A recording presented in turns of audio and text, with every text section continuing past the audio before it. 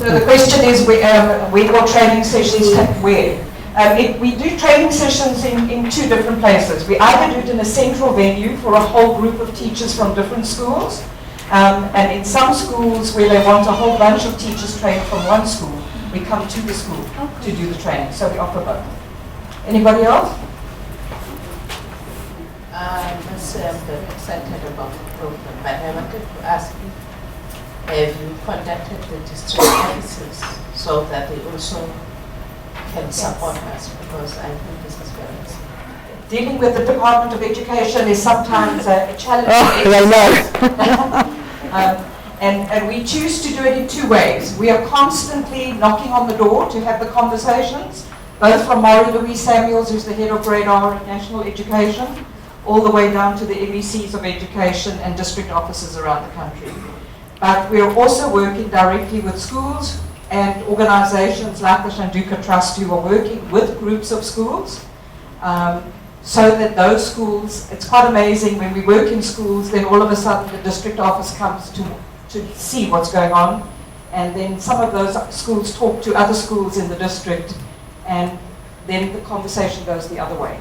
So when you start something new, you've got to work from both sides. So, ladies and gentlemen, what we do, we don't argue with what is in the curriculum. It's great. It's great. It's just the way, when, and how. We've got no problem with the CAPS curriculum. No problem.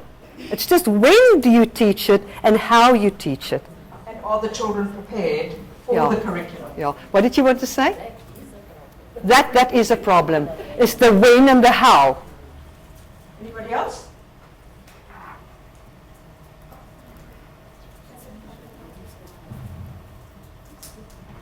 Is Brainboosters Afrikaans beskikbaar? No, it's not available in Afrikaans. Because, again, as you saw that graph with the teaching second language, it's about introducing a second language to children early on. Now, in many of the schools up in Gauteng, the challenge is the number of different learners from different language groups in the same class. And in many of those schools, for instance, in that class where we tested 73 Zulu kids, they're not supposed to do English, but we did the program with them, and they understand the concepts now in Zulu and in English. Especially the mathematics, because hexagon and pentagon you don't even have in the other languages. It's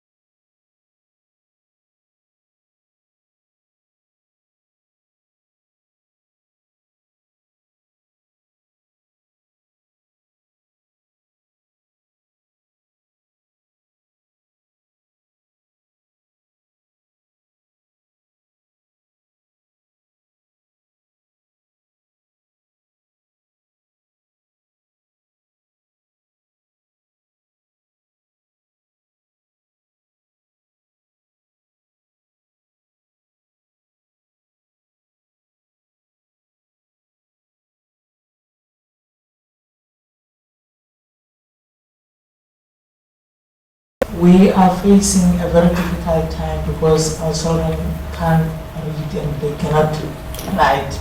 They cannot spell the words. They cannot count, as you said, from 1 to 10. I'm talking about children from grade 1 up to grade 7. When I'm looking at my son's book, he is doing grade 9, I just cannot read what he's writing, and I can imagine how does he read what he is writing on his book. And that is why we are facing the dropouts and the failing of the learners in schools, because they cannot read what they write on their books. So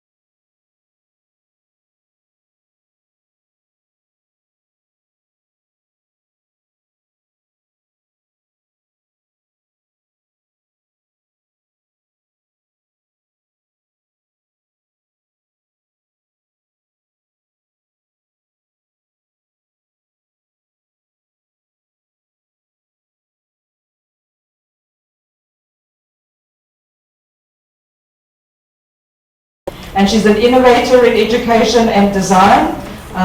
Was invited last year by Mexico to an international conference to speak on neuroscience and early childhood. What makes my heart sad is that we are being invited onto the international platforms, but we can't get to knock on the doors of education in this country. She got a standing ovation as the best speaker to 1,500 international academics on the program.